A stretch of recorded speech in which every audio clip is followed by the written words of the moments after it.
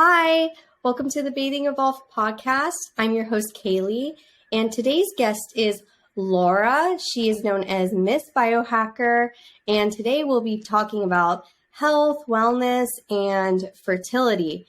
She is a nutritional scientist, and she likes to look at things from the chemical and molecular level and overall how to balance the body for optimal health and well-being.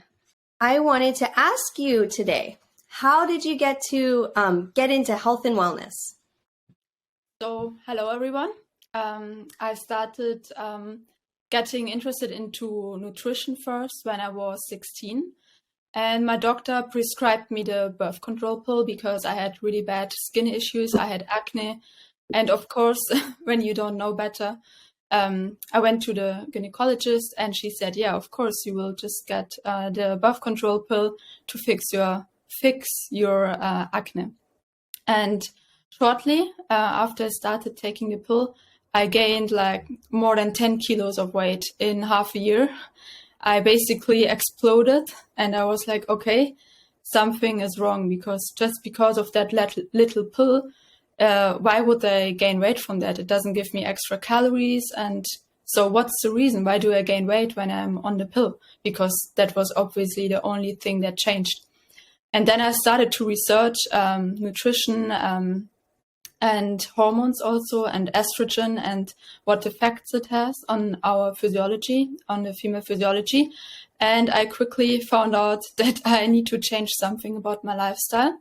And I first started to adapt my nutrition and change my diet. I was not really into alternative health back then. I just tracked my macros and looked that I don't eat too much and that I do my training and everything, but I was not really too much into hormones and the cycle, the female cycle and everything.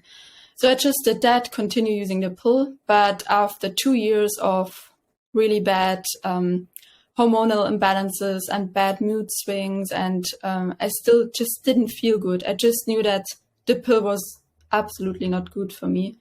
And so I decided to stop taking the pill, and I did that. And after that, my symptoms already vanished, basically. However, I realized that health and nutrition is really my passion. So I decided to become a certified nutritionist and just did a normal training first. I actually went to the army for 2 years and in Germany. And when you're in the army in Germany, they usually support you with getting an education when you want to stop. Back then, I didn't know that the army is not really made for women. And it was really not so smart for me to just do it without really thinking about it. And after 2 years, I left the army and then I started studying nutritional sciences. And from that point on, I started working with different companies as a scientific researcher. I developed nutrition plans for doctors and worked with clinics together. I worked with my own clients. I researched on epigenetics and did some additional certifications. And then I just realized that the current health recommendations, the basic health recommendations, are not really useful when we see that so many people are metabolically unhealthy or have chronic conditions. And something must be wrong, right? And that's what we are here for. How is it to be a nutritionist and health coach in Germany or Europe? And what are the kind of nutritional guidelines there? I think I saw a photo one time, like the health minister of Germany, just how she looked was like, you can't be like really obese and be healthy. I think she was like someone who was obese, right? Yeah, she was obese, but the next one that came afterwards was even worse. It's insane. I don't think when I hear the stories about America and the healthcare system, I think it's even worse than in Germany, right? Regarding the recommendations from the FDA. But in Germany, it's also really, not good and not health oriented. It's just the big industries are really involved with the governmental guidelines and what they recommend. And if people would follow it, and they do, they would not get better from it, the nutrition guidelines. And quickly, when I did my first training for being a nutritionist, I went to an institution, luckily, that already told us to think critical about what the government tells us, because obviously it was a governmental institution, so they're not allowed to say that it's wrong what the government tells us. But they just said, yeah, but please really think critical about these guidelines and think a bit for yourself. And then I just slowly realized, okay, it's not optimal. And you ask how it is working in Germany. I never use these recommendation, obviously, what the government recommends, these guidelines. And I don't know if you also have that in the USA, but we have governmental certified nutritionists. Do you have that? To be, certified. Well, there's different boards. So I'm going to go through the board of the holistic nutritionist, and they teach the FDA, the food pyramid, but they also teach like several different diets, and they teach it from a holistic perspective, like what works for the individual. So I'm going through that board. There are, of course, nutritionist degrees from the universities that are going to be focused on the food pyramid. A lot of the people who lean more like very conventional, very like, FDA are the dietitians, and they work pretty much within the medical system because they're allowed to prescribe diets. Nutritionists aren't allowed to like it's weird terminology, but they can't like prescribe a diet to cure a disease, but dietitians can. So that's how it works there. Is that similar there? No, in Germany it's a bit different. It depends on if you're a nutritionist that is government certified from the government. If you're certified, it's called, I don't even know the name because I'm not interested in that. But if you're follow these guidelines, you obviously have to recommend the food pyramid and all these basic guidelines that they recommend. So I said from the beginning, I will not even get that certification. I don't care about that. When my clients want to work with me and they ask me for that, then they are not the right clients anyways. And I only work with clients that already are a bit further, that know, okay, I don't want someone who's trained from that institution to teach me how to eat or how to change my lifestyle. And in Germany, if you want to prescribe medications, you have to be a naturopath or a doctor. So as a nutritionist, I could not do that, but I also don't want to do that. And if I work with, for instance, clients that need also perhaps prescriptions, then I would work together with a doctor that is like-minded and that we work on the same page when it comes to hormonal imbalances, etc. Yeah, it's important to work with some type of, whether it's a naturopath or doctor, just to clear them if they're taking medications and stuff like that. So what I know, I used to live in Europe. I used to live in Switzerland, and Really? it's a lot. Yeah, yeah. I love So Switzerland. we Can know you speak? the similar. Can you speak the Ja, language? ja, ich spreche Schweizerdeutsch. Ja, und Hochdeutsch. I know High German and Swiss German, little bit. They're not fluent, but having to live there and having a husband who's Swiss German, he's taught me a lot, and I learned from the language apps on my phone. Yeah, it's a lot healthier there. I think in Europe in general, it's much healthier diets. I think in the UK, they start having a similar diet to America with a lot more processed food, but like Germany, Switzerland, they incorporated a lot more vegetables, more soups, stews. But one thing I've seen that's been like epidemic in that country is the rapsol, the rapeseed oil, Yeah, the the rapeseed canola oil, yeah, oil. vegetable oil, It's it's in so bad. everything there now. It's everywhere. Yeah. It's crazy. That's true.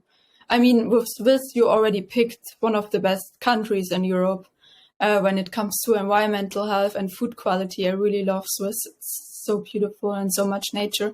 But especially here in Germany, you can see there are different economic classes also. And yeah, it's just, not so optimal for optimal health. If you want to go shopping here, I went to the butcher yesterday, to another butcher where I usually would go, and there was the steak, and it was really high quality, grass-fed steak, everything. But then I asked, okay, did you marinate it? And they said yes, with vegetable oil. So why do I even go buy grass-fed meat when everything is covered in vegetable oil, right? Yeah, then it's just oxidizing, just like the conventional grain-fed meat would oxidize in your body. Yeah, it's unfortunate. A lot of things you just have to do at home now. Can't really trust the local market unless you're Yeah, it's true. reading the ingredients. Like whenever I see some type of like pastry and it says on the label made with butter, I'm like, oh, sigh of relief. You Yeah, hardly see um, food made with real saturated fats anymore, and that saturated fat causing heart disease myth has been debunked for so many years. It's because vegetable oil was released in mass, and people, especially men after the Industrial Revolution in their 50s, were dying of heart attacks and getting all these heart attacks. And they wanted something to blame it on, and they scapegoated butter when really vegetable oil and trans fat was like a new thing on the market. And these kind of jobs that were like very high stress after the Industrial Revolution, they were causing these heart attacks too in these men. And yeah, it's just time that as a society, as a world, we just move on from the saturated fat causes clogged arteries myth. And I mean, yeah, maybe if it's grain fed, GMO cows with the RBST, the growth hormone. Yeah, there's been a study that showed like such like how much higher saturated fat that actually has, and the nutrition that saturated fat needs to not cause harm is in the grass-fed butter. So when it's accompanied alongside all the just junk that's in the conventional dairy, then it can cause harm. But when we have like real dairy, and just real food that's not fed toxins, then none of that's going to harm you. No type of fat is going to harm you if it's accompanied by the nutrients you need to process all that. yeah, exactly. What are your thoughts on dairy? Oh, on dairy. Yeah, it's also banned in Germany, everywhere, I guess in the USA too. There's just not banned, obviously, but this vegan agenda is what is pushed so badly in Germany with these series called Game Changers. You heard about it on Netflix? There's No. Is the that a series? No, I haven't heard of that one. Yeah, it doesn't matter. It's what I wanted to say. Just veganism is pushed so hard in all countries right now, so it's really bad to say that milk is good. And obviously, I like milk. I prefer raw milk because I don't think we are meant to drink homogenized or pasteurized milk because all the enzymes are lost and we can't digest it so well.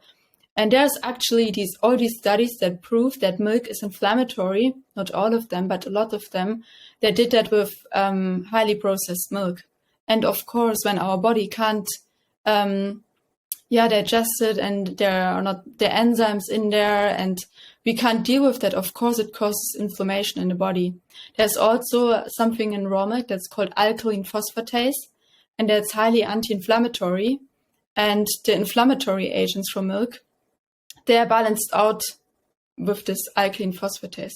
However, when they heat it and process it, the alkaline phosphatase is lost and everything that is left is inflammatory. So of course they can say milk is inflammatory, but it's high in nutrients, it's really delicious, and it has actually some good effects on the body.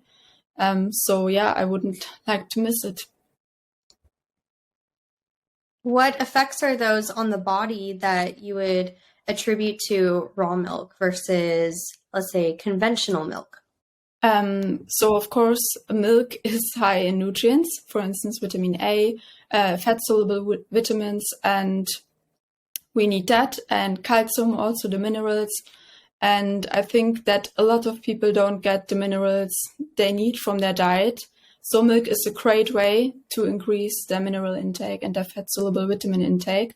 But not only milk, also products made from milk like cheese, yogurt, kefir, etc. I eat them almost daily because I think they're really high in vitamins that we need and that we almost can't get from plant foods.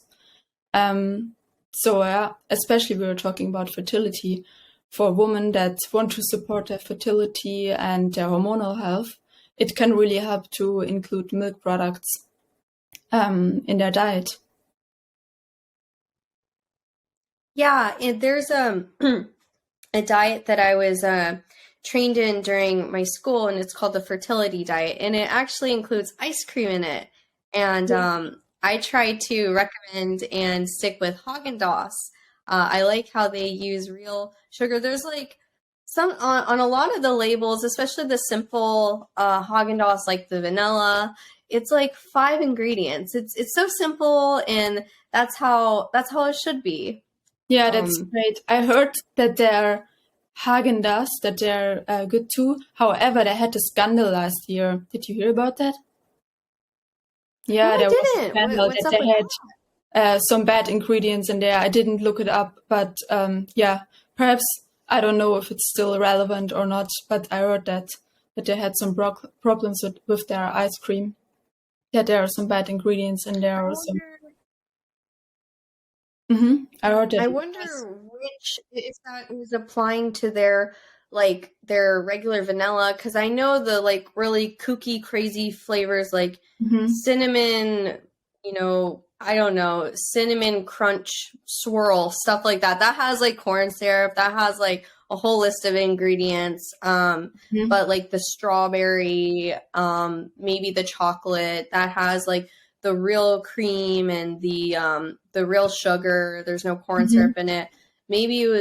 Hopefully it was just referring to the kind of Hopefully, kooky, I'm not crazy too sure about it, but I just wanted to let you know. But what's also really great is to make self-made ice cream with raw milk and raw Do you have cream. an ice cream maker? I don't have an ice cream maker, but I just mix it with egg yolk and raw cream and raw milk and with vanilla or something else, and then I mix it and stir it, and then I put it in the freezer, and then I stir it again, and then it's self-made ice cream. But it would be better in an ice cream maker. Do you have like a tutorial on how to do that on your Instagram or anything? Unfortunately not. I'm not so good at making food videos, but there are great accounts. For instance, Ancestral Nourishment on Instagram. They make great food tutorials and healthy baking tutorials, etc. Ancestral Nourishment. I haven't heard of that one. I know Ancestral Supplements. I heard about that. Cool. Yeah, is that not the brand from Liver King, Ancestral Supplements, or am I wrong? He was the spokesman for them, and that's really unfortunate that Brian Johnson. No, I guess that was his company. I don't know if he was just the spokesman or if he was the owner. I think he was the owner of the company, actually. I think so. Oh, I don't know. I don't know. But yeah. I'm probably going to go through another company when I decide to Because I don't know, I've tried liver, like I've tried to introduce myself to liver. I didn't grow up eating it. Like I've tried it like a dozen times, and it seems like every time I eat it, it gets worse for me. I can't stomach it. I think Matt Blackburn just came out with a liver supplement, like desiccated beef liver. I know there's like Satchery and Yeah, what's you're that right. I think company? so too. Or elk? Was it even Yeah, so elk? Yeah, something like that. there's Yeah, that's a plenty of great choices alternative if too. you really can't eat it, just eat the liver capsules. I do that too. Yeah. Do you eat much organ meat? Yeah, I actually grew up with it because my dad is a butcher. So we have a little farm, we have our own animals, and when I was small, we always had a lot of organ meats. So I don't think it's disgusting. And I think it also depends on the quality of the meat strongly, because once I bought beef liver in a shop and it was so disgusting. I could not finish it at all.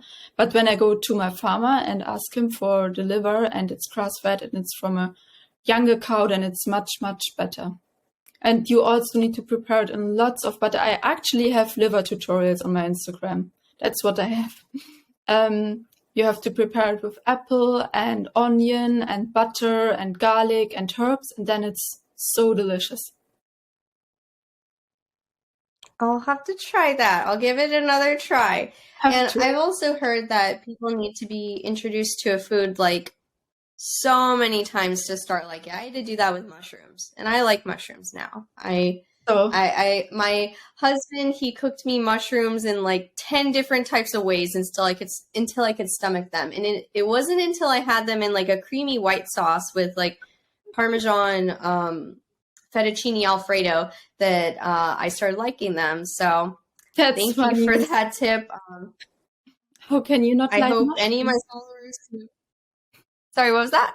How can you not like mushrooms? They're so delicious. Um, I know. I grew up with my dad hated mushrooms. So Oh, okay. just kind of anything my dad hated, like fish and mushrooms and olives, we grew up not eating just because he can't even stomach the smell. Um, he told me a story one time when he was in college, had a lot of mushrooms. I'm not going to say what kind. Sorry, Dad. After that, he was so sick of them and couldn't even look at them again. So We're not I talking respect about that. Now the he's actually. psychedelic mushrooms. Hmm? We're talking about the Oh, psychedelic. I'm not gonna say. I'm not gonna name anything, but now he's taking liver capsules for his ADHD. There was an Adderall crisis recently, or not crisis, a shortage recently, and he was affected by that. But just like I got off of ADHD medication and it changed my life. That's for another story. But he did too recently, and yeah, that's so good because Adderall's it's so unhealthy for the heart and stuff like that. So now he's doing the mushrooms, not the psychedelic ones, but you know the ones that are like brain boosting, like lion's mane, and reishi, stuff like that for his brain health. So They're nice. oh, I that's use really them too. cool. These Which mushrooms. ones do you use? I use cordyceps. Then I use reishi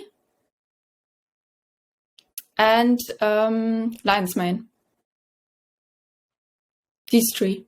And Really also cool. I use them How for do you how do you take them, and what do you take them for?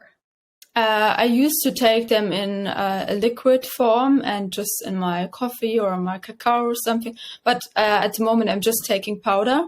And I also use them for the brain boosting effects and effects on cellular health and antioxidant rich, etc. And I just feel good with them. I also use them just in a tea, in form of a tea, for sleeping better.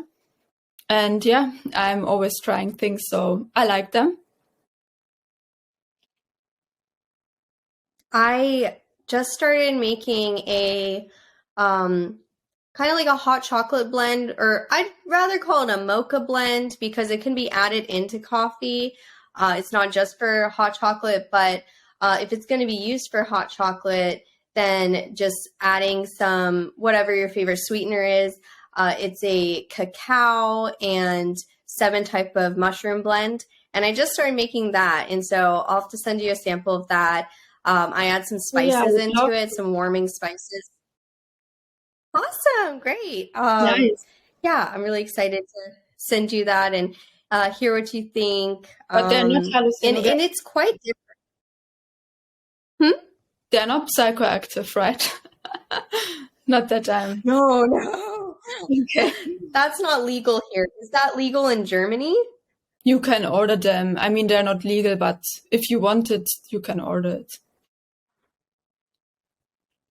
Yeah, I'm not really into the psychoactive Yeah, you have drugs. to be careful. Actually, even some plants can be psychoactive without knowing it.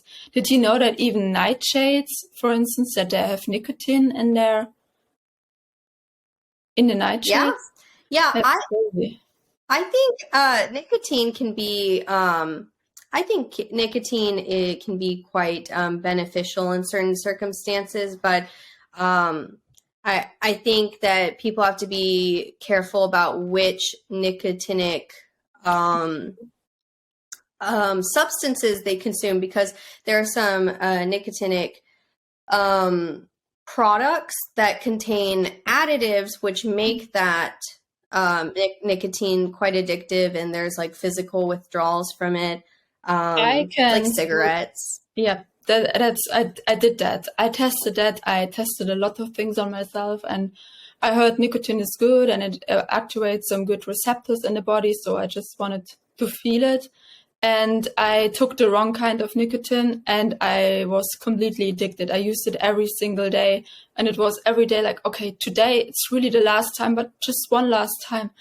And it was like that every day for a year or so. But then I just did a radical cut with using nicotine, and I just forced myself to not buy new ones again. And really, people should be careful with it when they want to use it for brain boosting effects and focus and everything, and it has some beneficial effects, yes, but they also really need to be careful with the addiction part of nicotine. What product did you use that was addictive? I used a spray, a nicotine spray, and it was a bit too strong for me. I guess it was like 4 milligrams or so, and 4 milligrams is quite a lot when you never smoked or took anything with nicotine before. And then I really felt that I could concentrate much, much better when I used it. So every time I worked or I wrote something, I used it, but then I thought, okay, obviously the effect leaves after some time. And then I just took another one and another one. And then at some point I felt like I could not concentrate anymore without it. And that is then obviously an addiction. Or sometimes I even woke up in the morning and thought, yeah, I already feel like I want some nicotine. And then I realized that I really have to stop it, because something that should just be like a nice addition to my already quite good focus turned out to be an addiction at some day. And then, yeah, I just think it can be dangerous also. Yeah, I don't really consume it anymore. I used to be addicted to cigarettes. I got gum disease from it at 19 years old. How old are you, by the way? Or maybe I'm 26. What about you? I'm 24, so we're almost the same age. Very cool. Yeah, so I've been cigarette free since I had the dental work done. Yeah, gum disease, it's pretty easy to cure. The dentist just gives you a certain, I don't know, some type of gel, and it was expensive though, but it was covered under my dad's insurance. I was a minor at the time, so still under his insurance. And then it was fairly easy for me to get off of cigarettes. I'm very thankful I didn't have to endure the withdrawals, because I'd gotten wisdom teeth surgery, so I was knocked out for like a week with the like drugs they give you for the pain, and it made me very, very sleepy. So I basically slept through the withdrawal. So I don't really, have experience in like experiencing those withdrawals. So I imagine they could be very, very, very difficult getting off of cigarettes. Yeah, Yeah. I think so, because I already felt the withdrawal symptoms from just not taking nicotine anymore. And I thought every day, should I still drive to the pharmacy to buy a new one? Shouldn't I, etc. So I felt like already I was addicted, but how bad must it be when you take 10 times the amount of that every day and then you try to get off of it? It's crazy. Yeah, and a lot of it with the smoking, it's not just the nicotine, it's like the oral fixation, the feeling of like the smoke going into your lungs and exhaling. And I think a lot of it's a sensory thing, like multisensory experience. So that in the ritual, like people are like, okay, what am I gonna do on my break at lunch now? Like so what I learned in behavior change is just implementing, adding in new habits rather than focusing on what you lost, focusing on more what you can add in. So that's the exciting part on quitting a habit that's not serving you is, wow, what new things can I do now? What new things can I experience? That's true. For instance, a 10-minute meditation instead of smoking a cigar. I bet most people would not do that. I think that's what I started doing. I started meditating around that time. Yeah. I started like focusing intentionally on in being aware, and whenever my mind would go off track with like I said, I got off ADHD medication. I definitely had like symptoms of ADHD, like just constantly my mind going somewhere, not being able to focus or pay attention. And I had been medicated for almost 10 years. I just started consciously focusing on what's going on, what do I need to focus on, and that was my form of meditation, just awareness, bringing awareness, and that like trained my mind to. And I don't think I was even planning on getting off medication. Just one day, I woke up and I had so much awareness. I had so much like energy. My mind was so awake. And I was like, okay, I'm not going to take it today. And I never wanted to take it after that. So the mind is so powerful in That's great. in all this wellness and health. And it's really the key and center of it, because people can't hold you down and make you do these new habits. You have to want to do it. You have to be ready mentally to become healthy and strong. You have to be strong and healthy in your mind before you can be in your body. Yeah, I absolutely agree with that.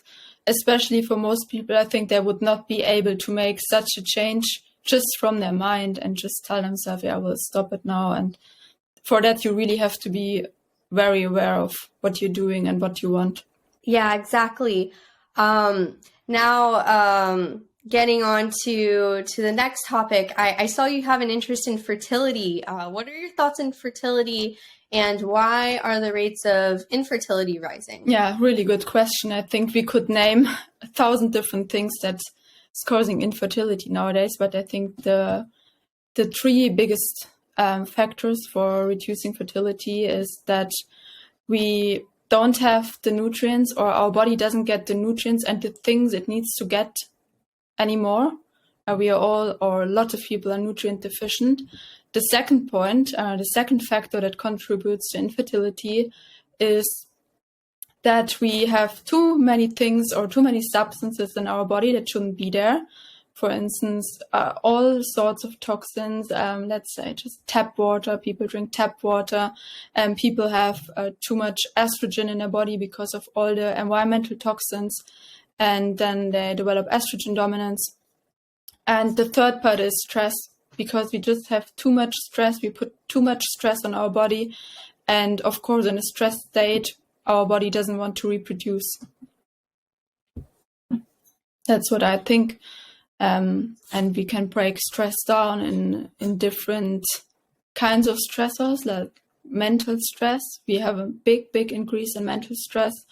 We have pathogens, which also contribute to stress, but are usually not the cause, because our body, of course, has an immune system and we can deal with pathogens. But if there are too many stressors, of course, our body, the immune system gets overburdened and can't deal with this stress anymore. And then, we can see dropping fertility rates. I wanted to hone in on one thing you were saying. You mentioned tap water. What is it in tap water that you think is like making people sick and infertile? Answer that. And then I have another question for you on tap water after that. So tap water, it obviously depends on where you live. I think in some places of the world it's worse than in others. In Germany, for instance, they say you can drink the tap water and it's no problem. But obviously, a friend of mine made the test with the tap water, and you can still find really high rates in there of arsenic and heavy metals, and also hormones, because of all the medications and the birth control that girls take. There are a lot of artificial hormones in there, other medications. You find even radioactive substances in there. And the problem is that they have limits, but everything that is below the limit, and they find that in the tap water, it's not a problem. They don't record that, and they just say, okay, if it's not over that limit, the tap water is fine. And even if you boil the water, they can still find then these heavy metals in there, because they don't get dissolved when you boil them. And this is why when you really want to drink tap water, I would really filter it.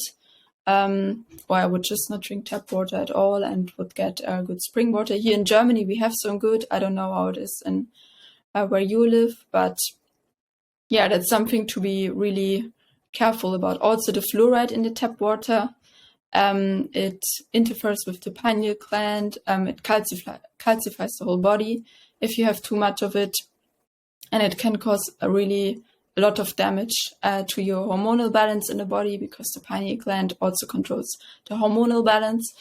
And yeah, there are a lot of reasons to not consume tap water anymore. And I didn't even speak about bacteria and parasites that they don't even test it for.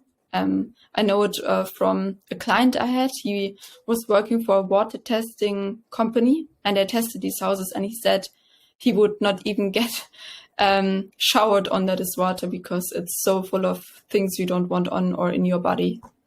Yeah, we have a shower filter, and it's infused with vitamin C. Really? It's not like some fancy one. I think we got it on.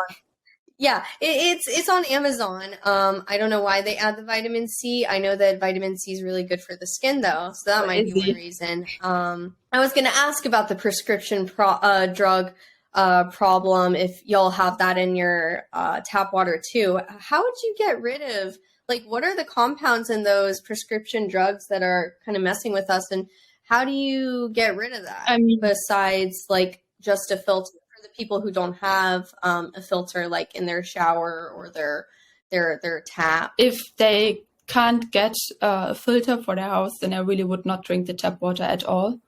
I would just not use it, and I would just get glass bottled water, and also look at the source. Spring water, of course. Even in spring water, we find things we don't want to, and imbalanced minerals. But in my opinion, that's still better than drinking tap water, unfiltered tap water.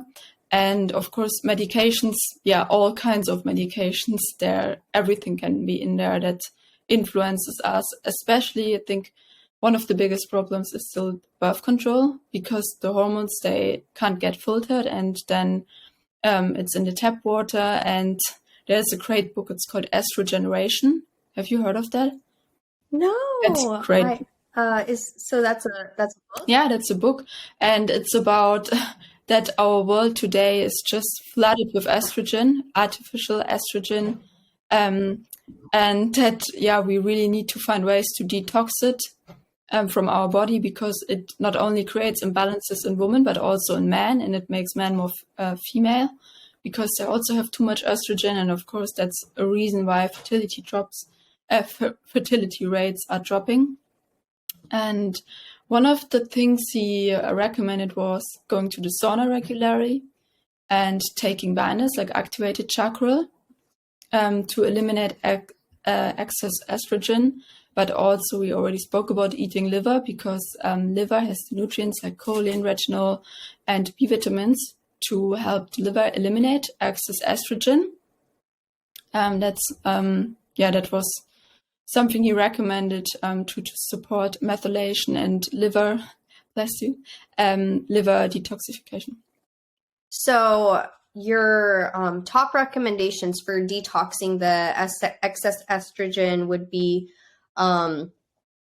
saunas, organ meats, and what else? And what foods do you think are best for binding excess estrogen? Just sweating in general, also from sports, and then taking binder with it, like activated charcoal.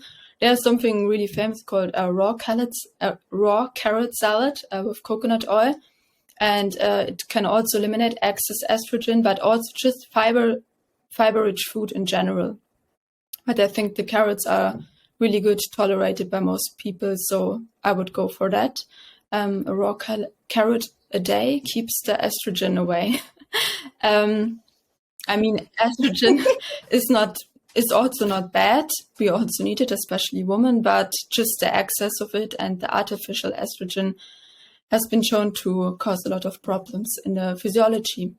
And regarding foods, there are also the fat-soluble vitamins that can help balance the estrogen levels in the body, especially vitamin K, vitamin E. And of course, you can supplement it, or you can just try to get it from food. I try to eat cod liver oil. I take that for the fat-soluble vitamins, also for vitamin D. Or cheese is rich in vitamin K, especially all the animal products are great for that. That's what I would do to combat excess estrogen. In America, there's a lot of pesticides here, and it was shown that this pesticide called atrazine would change the genders or the sex of frogs. It would turn the males into females. Yeah. How? And I think that the pesticides could definitely be linked to, I know it's been linked to infertility. There's these great farmers that when pesticides were first introduced, who were formerly very fertile. They're Mexican, and usually Mexican people are very fertile, especially because they eat so many beans, and beans have a certain compound in them that boosts fertility. But they started farming grapes in California, and they lost their ability to conceive. What do you think that we could do to combat pesticide exposure?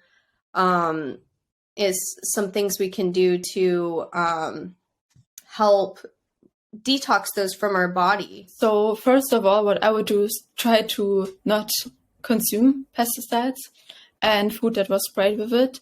And there's something called the dirty dozen. There's a list, you can Google that. I think it's about 20 fruits and vegetables that are extremely prone to be contaminated by pesticides. So the second thing that people can do is to soak the fruit and vegetables in baking soda, because it can basically get rid of it, but you also get rid of some vitamins and minerals a bit, but it will still help you to not consume the pesticides. And the third thing you can do, I know that this is true for glyphosate, if you consume that, your body needs extra glycine, because your body just confuses it with glycine in your body, and then it uses it for the glyphosate and it binds to it. But if you eat extra glycine, you can help your body get rid of the glyphosate. And I was also reading a study especially about glyphosate, that it reduces the mitochondria in your body, and it reduces your cellular energy, because it basically kills the mitochondria. I have a post about that on my profile with the mitochondrial colonies when they were exposed to glyphosate, and you can really see a big difference. on the pictures that were exposed to glyphosate. So just try to avoid it at all costs, and grow your own food if you want to be sure. But of course, not everyone can do that. I know that. I also, when I'm traveling, I also don't grow my own food. So just try to get to know your farmer if he's using it, and buy organic produce if you can. One thing that has helped us reduce pesticide and toxic exposures, and you can't always do this, but search like organic food near me on Google, and the closest like health food restaurant, or maybe like a health food grocery store, and they may sell like hot food or like deli sandwiches, stuff like that. You can do that while you're traveling. You don't, just because you're traveling does not mean you need to eat at a truck stop and eat all the food with the crappy ingredients. I've had to do that sometimes. That not every town, especially the towns in the South United States, I was surprised how there's not a lot of healthy eating there, but can't always do that. But whenever you can, try to search organic food near me, or seasonal restaurant near me where they have seasonal vegetables included in their menu. What would you say is like the difference between maybe American burgers and American McDonald's and German McDonald's? Is there that same kind of like better quality than American fast food? I don't know much about American fast food, but what I know about McDonald's in Europe, they used to bake their fries, for instance, in beef tallow, but by now they just do everything with vegetable oil, and the food and the meat is highly processed, so they even use meat, like what they didn't need from the meat and bones and everything. They just mix it all together to make a burger out of it. So here in Europe, McDonald's would be the last meat I would consume, and if I would have to starve otherwise and I would eat McDonald's, then I would take activated charcoal with it to just make sure that the toxins don't get absorbed so much, that I eliminate most of them again, hopefully. But do you think there is a big difference between USA and Europe? Yeah. A lot of the pesticides are banned in Europe. That's true. Versus the USA. Canada has similar food quality as Europe, but I mean, yeah, there's a lot of like unhealthy people and unhealthy diets still, and processed food. And I think it's getting worse in Europe. Yeah, they're banning the chemicals, but now they're doing all this vegetable oil, this vegan propaganda, which is just so inflammatory on the body. What do you think about the effect of vegetable oil and plant milks and the like vegan kind of like oils effect on the body? I think they're absolutely toxic, and that people should avoid it as much as possible, especially when you just look at these oils. They're unsaturated, and what happens when you heat them is that they oxidize and they become trans fatty acids, and our body can't see the difference between a stable and healthy fatty acid and a toxic fatty acid that is already oxidized, like the trans fatty acid, and it still uses these fatty acids to build it in our cell membranes, which then become dysfunctional because we can't let nutrients and oxygen into the cell and the toxins out of the cell, because they're made up by trans fatty acids. And especially these plant milks that are pushed so hard at the moment, they usually contain canola oil or rapeseed oil or sunflower oil. And yeah, you basically you're drinking toxin milk if you really consume that and think that's more healthy. Obviously not you, I'm speaking to the potential vegan that listens to this. So yeah, I would really, really not drink that. And it's crazy how they market it as healthy and a good milk alternative, and it's basically full of processed foods that are not healthy at all for the body. Yeah, I've heard the effect of trans fatty acids, it's like putting a lock, like our cells, it's like a keyhole. And it's like putting a key through the lock and the key breaks. And so no one can get through that door That's anymore. great So the comparison. nutrients can't get in. That's How really can good. we kind of heal ourselves of the effects of trans fats if we're just learning this information now, or if like someone was traveling and they had to, consume some of the stuff with the trans fats for a period? How can they heal their body from that?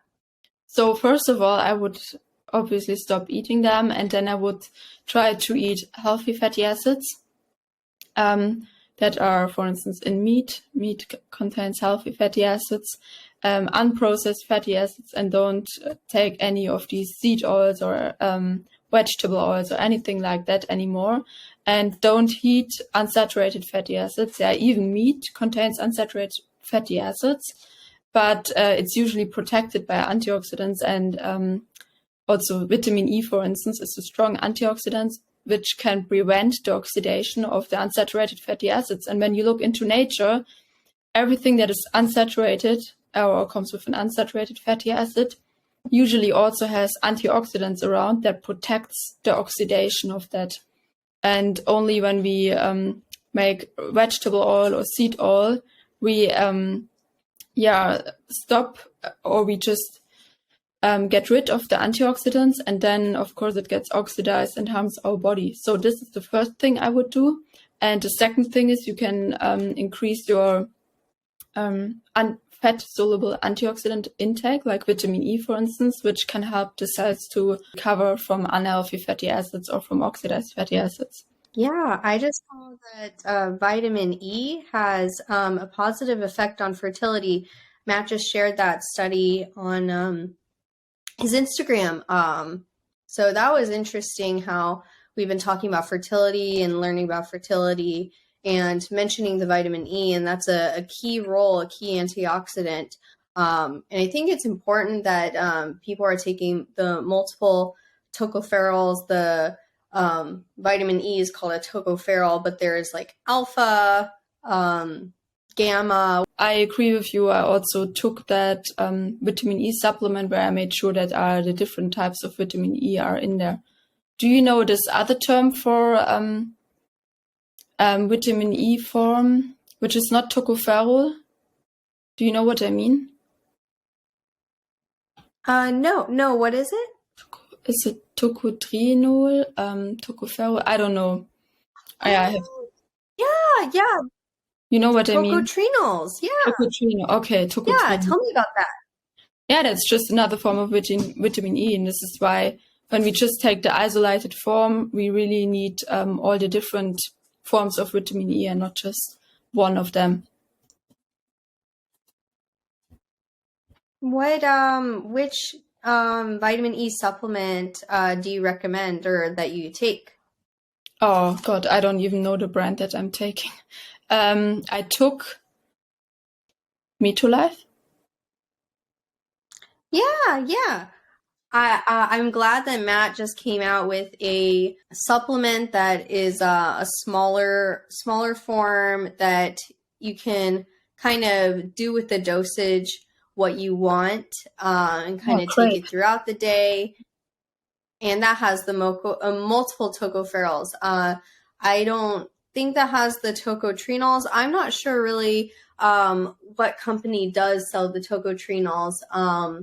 I know there's some companies out there, but I haven't started taking those yet. But I definitely want to get more into that. Yeah, I should also Yeah, research it's it then. more.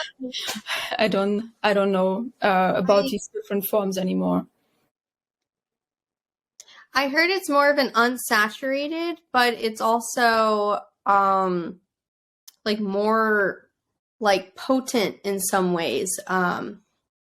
It was found in what is it? Annatto. Annatto is That's a a plant quinase, that isn't is it? actually used. Hmm? Or what are you talking about? What are you talking about? Annatto is a plant that is used for food coloring and a lot of the, especially mac and cheese, or like instead of the yellow dye, they use annatto. But that is a source of tocotrienols too. Oh, crazy. I never heard about that. Um, yeah. Um, well, I wanted to ask you, what are some signs of optimal fertility in men and women? I've heard like hair, like having good, like a good amount of hair or long hair is a sign of fertility. What are some other signs? So, like you just said, hair, strong nails, and a good-looking, glowing skin.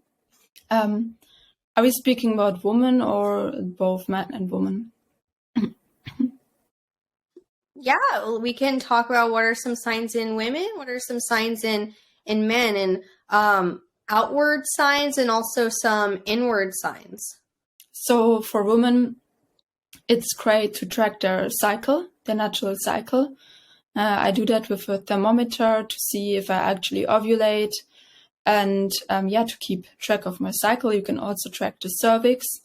I don't know if you've heard about that you can check the mucus of the cervix to see in which cycle phase you are. And if you're actually, I've heard of that. yeah, I do that. I actually have a book right next to me about that topic. Just reading that, but it's in German, unfortunately, and it explains these different cycle stages and the mucus, how it changes over the cycle. So that's a great way for a woman to track their cycle and see how if their hormones are balanced or not.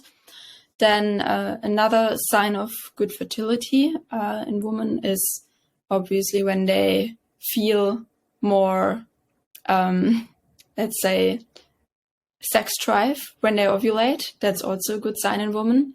Usually around the time when they ovulate, they should just have a higher sex drive. And after that, in the luteal phase, the sex drive usually decreases again. And it's not as high anymore. For men, it's really different because they have a 24 cycle and not like women. And they have the testosterone and they usually feel like women when they ovulate every day. And that's crazy for a woman to imagine that, right? That they feel Yeah. like that every single day. I could not imagine that.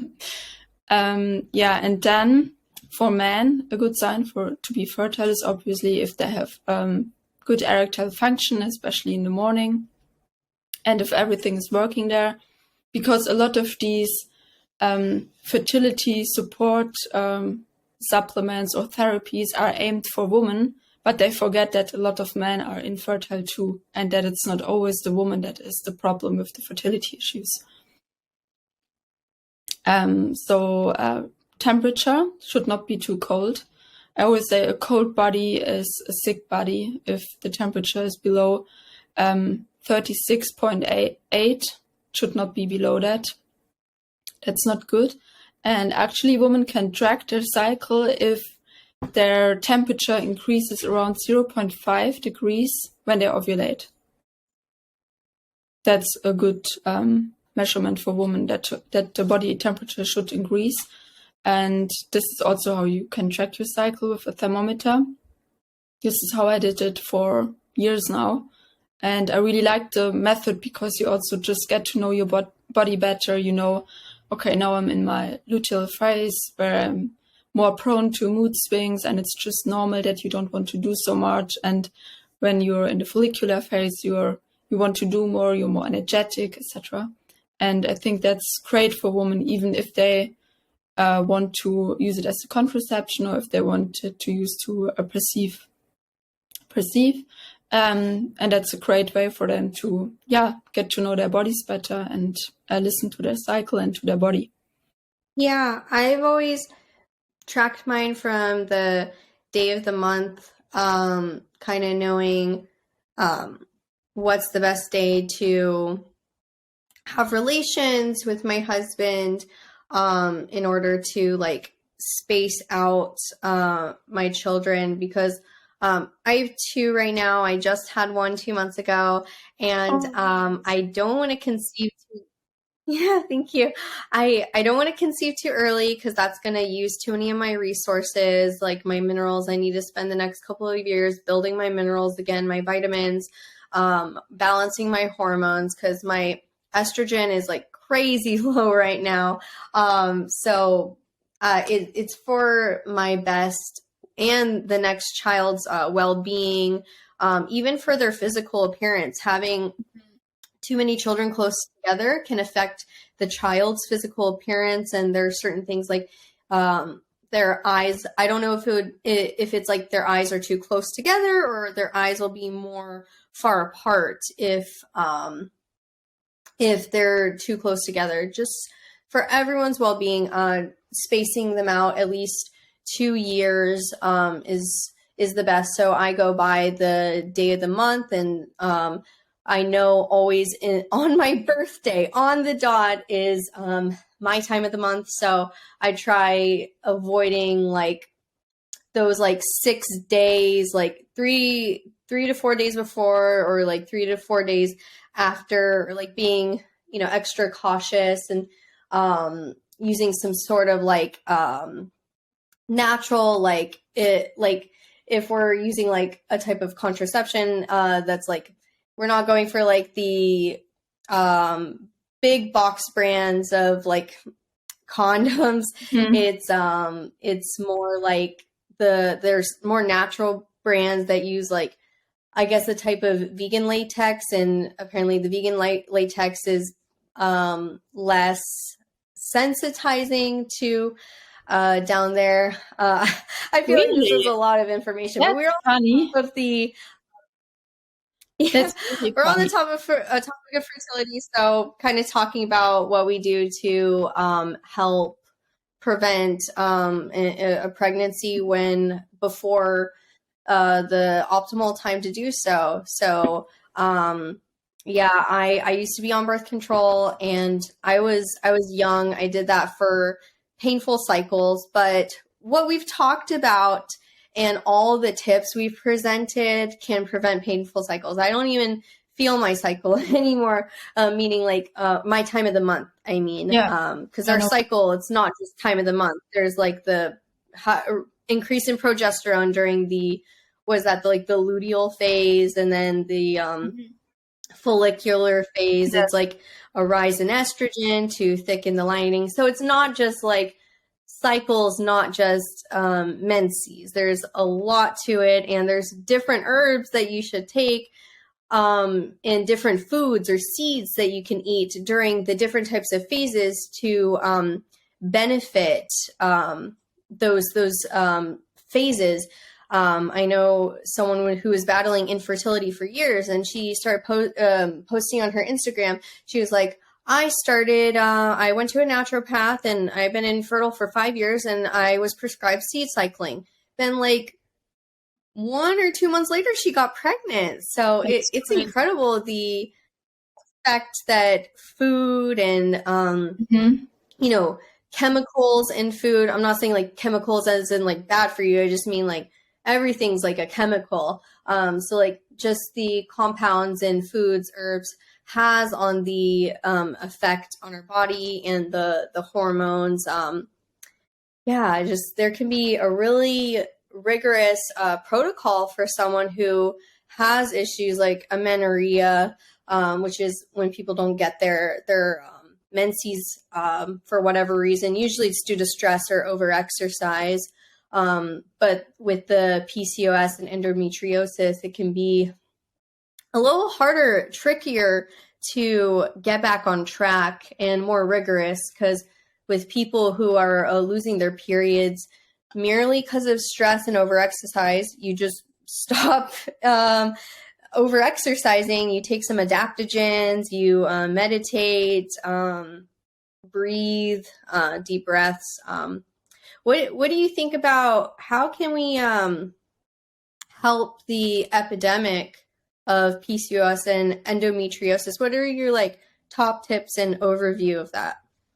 So my top tips are obviously to support the body with the nutrients it needs, because a lot of them, what I saw also in my clients, is that they just don't eat really nutrient dense, and that they should really focus on eating a really, really nutrient dense and especially also fat soluble, vitamin dense and B vitamin, etc. Diet. And what they should also consider is cysts.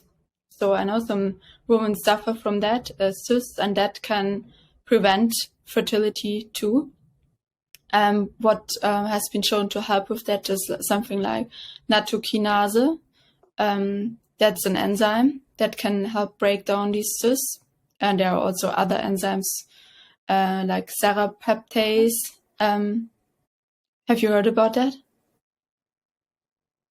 That is in the Dissolve It All supplement from MitoLife. I know we've talked about MitoLife so much, and the guest we had on before, he changed his life with the CLF protocol, which is like the MitoLife protocol. So that's so interesting. We've talked about all these supplements, and there's like just a central website or central company where you can get all these supplements that will just really benefit most people, if not everyone, because the soil's so depleted and we're getting sprayed with all this weird stuff in the air, something in the water, you know. That's true. Yeah, I totally agree. It's really, really crazy that all the nutrients that we almost, depends on where we live and how the food is prepared and how the soil was, but so much depletion of good nutrients. Where were we? What else? The PCOS tips to support the cycle.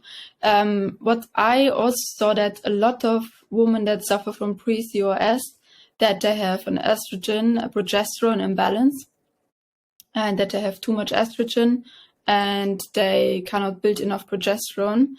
What I found helpful with that is that actually the circadian rhythm is super disaligned. And when we look more closer at the circadian rhythm, we perceive eyes through our light. The light then sends a signal to the brain, to the hypothalamus, where all of our hormones and nervous system is regulated.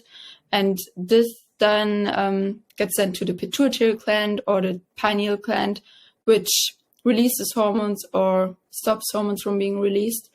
And a lot of people, they don't have a very good circadian rhythm anymore, and they have too much blue light at night and not enough natural light during the day. So the body gets the signals that it should produce cortisol because it thinks it's midday, but in reality it's night and they want to sleep, but then they don't produce melatonin, which is also a strong antioxidant and let us help recover during the night. And human growth hormone should be produced where we rejuvenate, and it's also really important for fertility.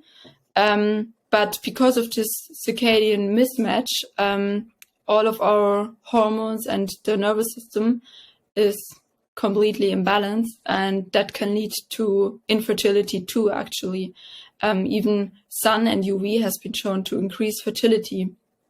That's crazy. That's also why most people are more fertile during summer than in winter, because they get more UV, they're more under natural light with their skin.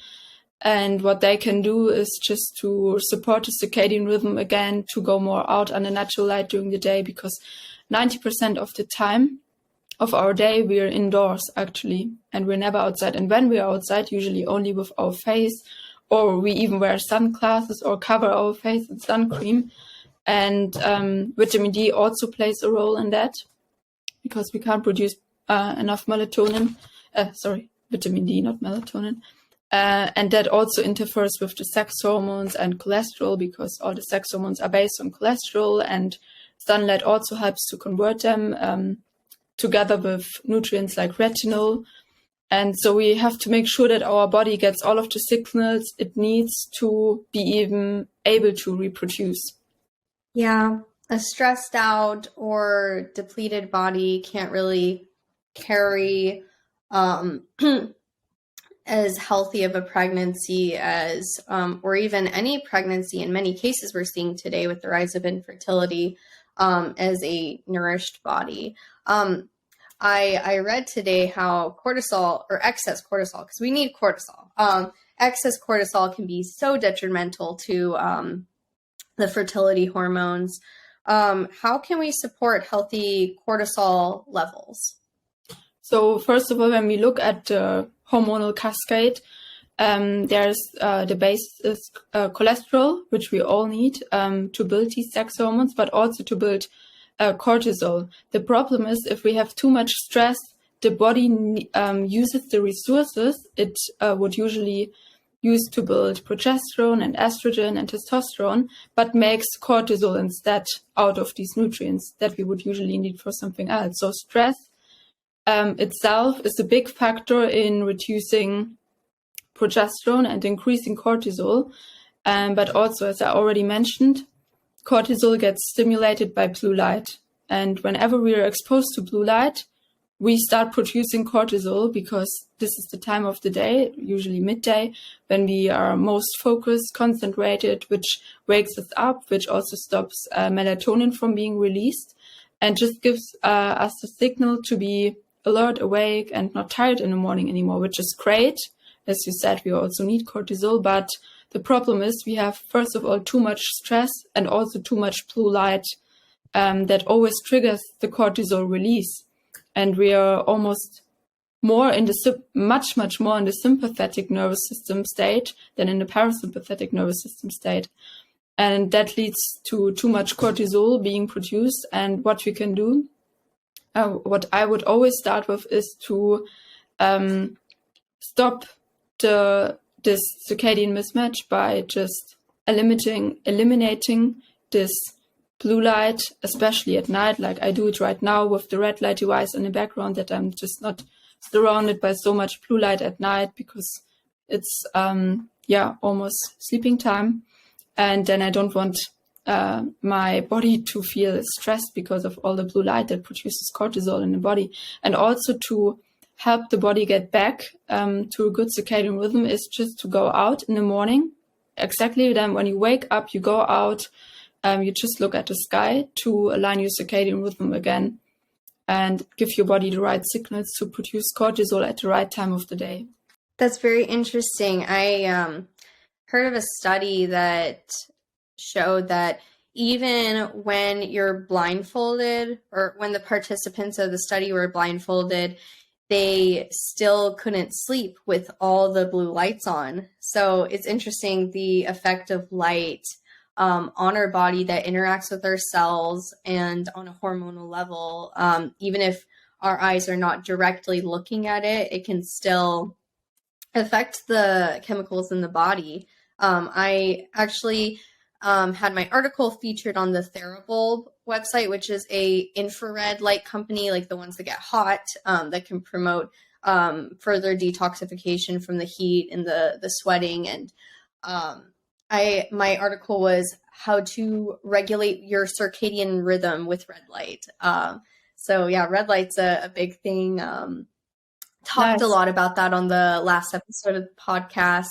In the different types of red light, there's like the gamma red, which is red light that we can have around us at like any time of the day, and it uses less electricity, but it's not heated like the infrared. The infrared is promotes more sweating detoxification, but it's hot. Can't do it all the time.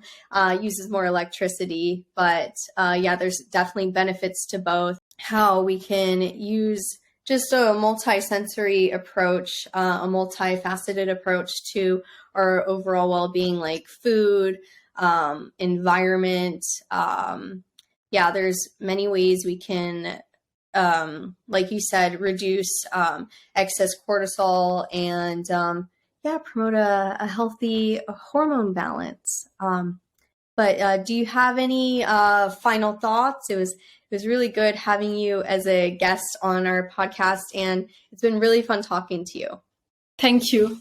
So I think the final thoughts are that we should really be aware of what we put in our bodies, and that we really try to reduce the toxin exposure as much as possible, but also to support our own body with nutrients to help the body eliminate these toxins that we are not meant to have in our bodies, and especially not at these high amounts. And yeah, as we already just spoke about, really supporting the circadian rhythm can make big changes in the body, hormonal changes in the body, especially when it comes to fertility for men and women. I was reading a study too, just have to add that for men, that they could fix erectile dysfunction with UV light exposure.